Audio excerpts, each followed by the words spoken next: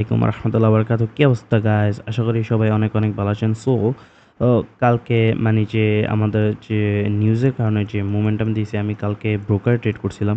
আপনার মোমেন্টাম শুরু হচ্ছে এখান থেকে কত পিপসের মুভ দিছে অলরেডি আপনার আর ১৭৫০ পিপস মানে $১৭৫ মুভ দিয়ে দিছে। সো এটা হচ্ছে কালকে। তারপর আমি কি করলাম, আমি এখান থেকে ট্রেডটা নিয়েছিলাম, পাঞ্চ করছিলাম, এই জায়গা থেকে ট্রেডটা নিয়েছিলাম। ঠিক আছে, এটা ছিল আমার এন্ট্রি পয়েন্ট। ঠিক আছে, এটার থেকে আমি একদম লাইক বড় একটা ইয়া বড় ট্রেডের জন্য আবেদন করছিলাম, মনে করছিলাম হবে, কিন্তু অপোজিট হয়ে গেছে। আমার ট্রেডটা এই জায়গায় ছিল, এটা লিকুইডিটি বেসে কন্ট্রাক্টে যে আমি এখানে রেজিস্ট্যান্স ড্র করছি, এই রেজিস্ট্যান্সটা সো এখানে টাচ করলে মার্কেট উপরে যাবে, এটা আমার বিশ্বাস ছিল। সো এটা আমার স্ট্র্যাটেজিতে পড়ে, এটা বিশ্বাসের উপর তো কোনো কিছু না, জাস্ট আমি এখান থেকে ট্রেডটা নিয়েছিলাম। এই জায়গার থেকে এসএলটা ছিল এখানে, আর টিপিটা আমি দিছিলাম 1800-তে, অলমোস্ট এই 1800-তে দিছিলাম অলমোস্ট। আজকে পর্যন্ত যদি আমি হোল্ড করতাম, অলরেডি আমি 1:1 কত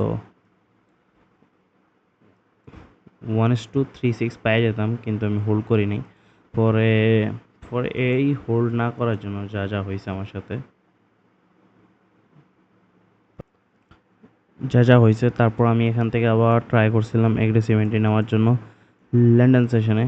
তো লন্ডন সেশনে আমার আরেকটা স্ট্র্যাটেজি, যেটা এটা ব্রেকআউট দিয়ে দিচ্ছে। ঠিক আছে, আমি এটা নিকলাইনের জন্য অপেক্ষা করছিলাম, এটা ব্রেকআউট দিয়েছে।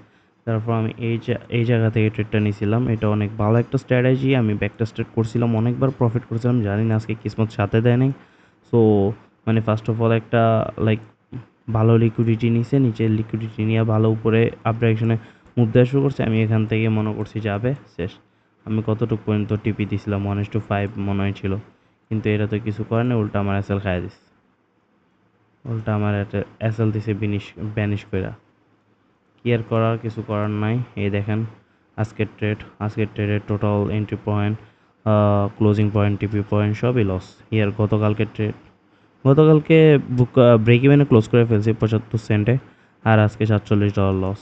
এখন জানি না মার্কেট যদি এখান থেকে মুভ দেয় আমারে, তাহলে ট্রেড নিব এই জায়গা দিয়ে যদি মুভ দেয়, আর যদি না দেয় তাহলে আজকে আর নিব না, এক সপ্তাহের জন্য ব্রেক নিয়ে নিব।